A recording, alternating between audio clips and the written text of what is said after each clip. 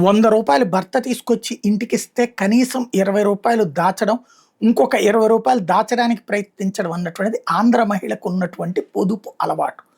అందువల్లనే ఆంధ్రప్రదేశ్‌లో మహిళలనికి సాధికారత అనేది చాలా స్ట్రాంగ్. డ్వాక్రా గ్రూపుల ఇంపాక్ట్ కావచ్చు, లేదంటే 10 మందితో కలిసి సాగేటటువంటి జీవనం వల్ల కావచ్చు, ఇదంతా జరుగుతది. ఇదే ఇప్పుడు ఆంధ్రాని పొదుపులో డ్వాక్రా మహిళలు టాప్ అని తేల్చింది.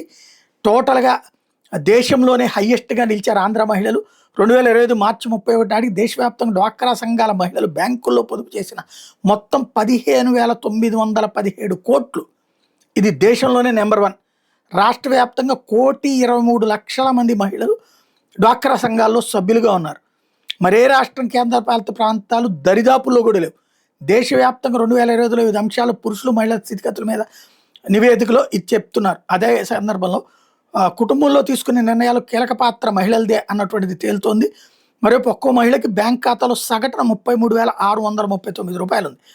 బీమా పథకాల్లో కూడా మహిళలే అత్యధికంగా ఉన్నారు ఆంధ్రప్రదేశ్లో అన్నటువంటిది తేలింది. అలాగే షేర్ మార్కెట్లో కూడా ఆంధ్రప్రదేశ్లో మహిళలు భారీగా పెట్టుబడులు పెడుతున్నారని తేలింది.